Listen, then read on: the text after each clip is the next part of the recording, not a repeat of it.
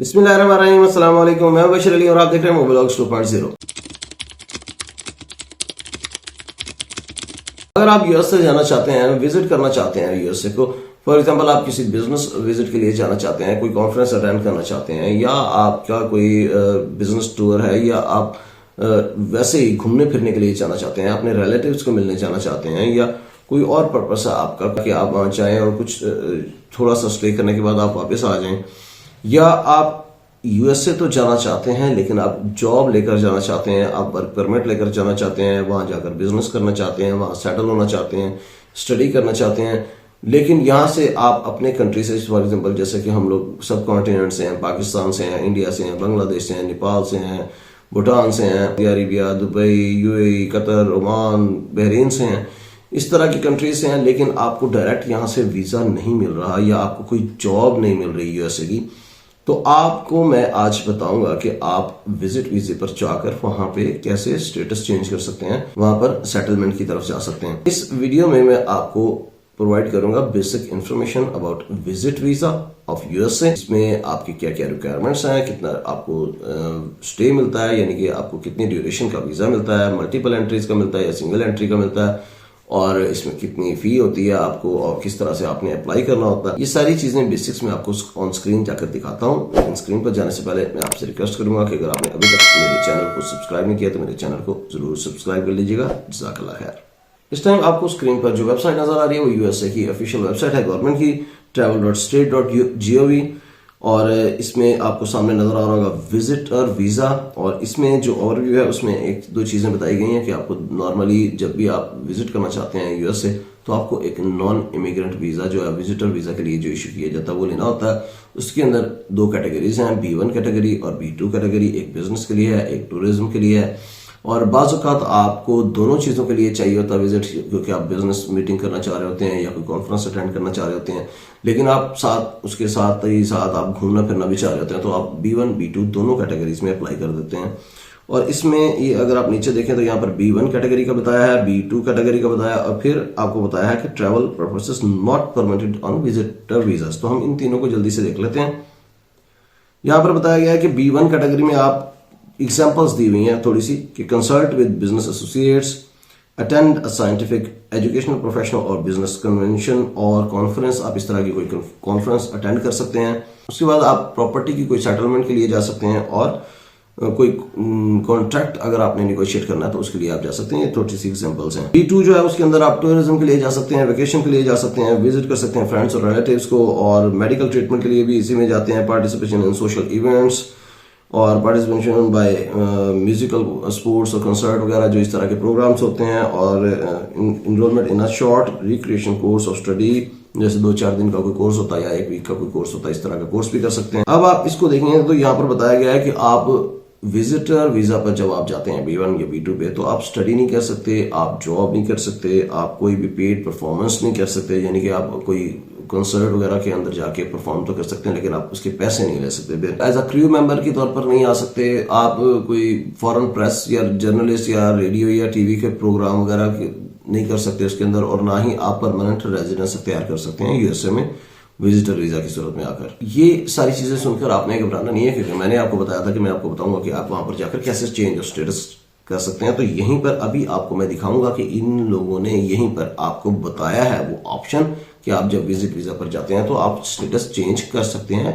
आप इसको भी सीक्वेंस में देखें, वीडियो को बिल्कुल स्किप ना किया करें, ताकि आपके जो क्वेश्चंस होते हैं जो आप बाद में पूछते हैं वही चीजें मैं ऑलरेडी वीडियो में बता चुका होता हूँ, ऑलमोस्ट वही सेम क्वेश्चंस आते हैं। वीडियो को तसल्ली से कंप्लीट देखा करें।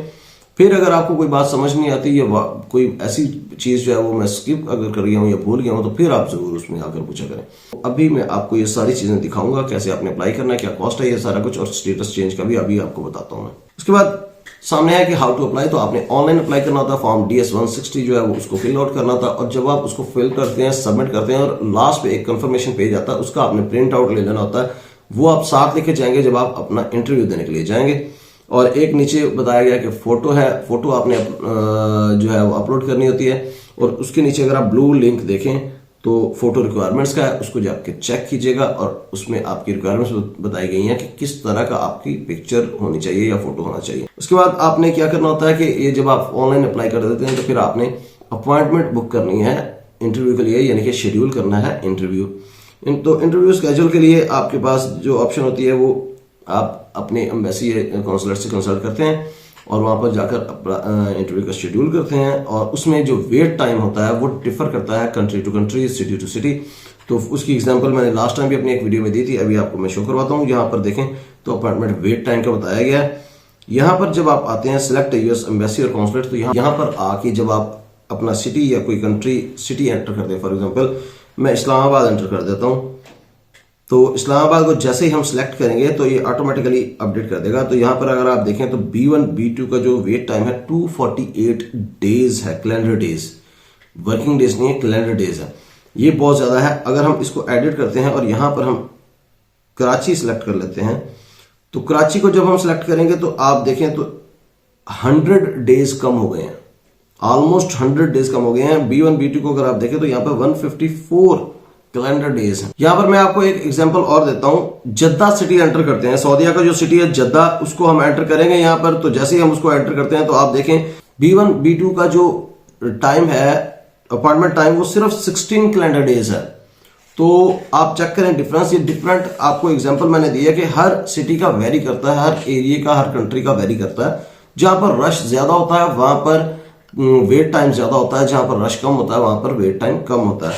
और इसी को अगर हम दूसरे तरीके से चेक करें तो यहाँ पे हम रियाद जो सिटी है सऊदीया का ही, उसको चेक करें तो यहीं पर B1 B2 का 73 कैलेंडर डेज है।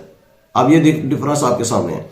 नेक्स्ट हम चलते हैं तो उसके बाद जो फीस है वो है $185 जो है इसकी फीस है। और आपके कंट्री के हिसाब से इसकी इश्यूएंस, वीजा इश्यूएंस फीस भी हो सकती है। यहां पर आप अपना कंट्री एंटर करके और सर्च पे क्लिक करेंगे तो आपकी डिटेल्स आ जाएगी। आपको डॉक्यूमेंट्स कौन से चाहिए होते हैं, तो आपको एक तो पासपोर्ट चाहिए होता है, दूसरा आपने ऑनलाइन फॉर्म फिल करना होता है DS-160 और फोटो अपलोड करनी होती है, तीसरा आपने जो है वो एप्लीकेशन फी सबमिट करवानी होती है जिसकी रिसीट आपको चाहिए होती है, जो $185 जो फी है उसकी रिसीट आपको चाहिए। तो ये बेसिक डॉक्यूमेंट्स हैं। आपने वीजा, फिर उसके बाद जो है वो इंटरव्यू अटेंड करना है। और उसके बाद जो है एक और चीज है कि आप इसको अपना स्टेट जो है वो एक्सटेंड भी कर सकते हैं। यहाँ पर मेंशन किया गया है, इसकी डिटेल आप चेक कर लीजिएगा। ये इंपॉर्टेंट चीज है, चेंज ऑफ स्टेटस।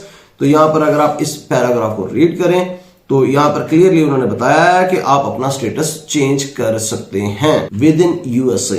इसके ऊपर जो है कि आप किस तरह से वहां पर जाकर स्टेटस चेंज कर सकते हैं, क्या क्या उसके अंदर एहतियात आपको चाहिए करनी है, आपने किस किस चीज का ख्याल रखना है, ये सारा कुछ मैंने एक डिटेल्ड वीडियो में बताया हुआ है जिसका टाइटल जो है वो USA visit to work permit है। तो उसका कार्ड इस टाइम आपको यहां पर नजर आ रहा होगा। ये वीडियो आप जाकर देखें और इसके अंदर मैंने डिटेल से बताया कि जब आप एक दफा USA पहुंच जाते हैं तो आप फिर किस तरह से अपना स्टेटस चेंज कर सकते हैं और क्या क्या चीजें आपको चाहिए होती हैं, किन चीजों का आपने ख्याल रखना है, एहतियात किस चीज की करनी है। और अगर आप इसी तरह, मैंने एक और वीडियो भी बनाई है कि आप Canada visit to work permit पे, उसका कार्ड इस टाइम आपको नजर आ रहा है। अगर आप कनाडा जाना चाहते हैं और वहां जाकर अपना स्टेटस चेंज करना चाहते हैं तो उसके ऊपर भी मैंने एक डिटेल वीडियो बना रखी है, वो भी आप देख सकते हैं। तो इस तरह से आप विजिट वीजा पर जाएं और वहां जाकर जॉब ढूंढें और स्टेटस चेंज कर लें। डिटेल आप वीडियो में चेक कर लें। और अगर फिर भी आपका कोई क्वेश्चन हो तो आप जरूर कॉमेंट्स में वो पूछ सकते हैं। और अगर आप मुझसे कांटेक्ट करना चाहते हैं तो आप इंस्टाग्राम पर मुझे जो है वो फॉलो कर सकते हैं और वहां पर अपना मैसेज सेंड कर सकते हैं। मैं इंशाल्लाह कोशिश करूंगा कि आपको जरूर जवाब दूं।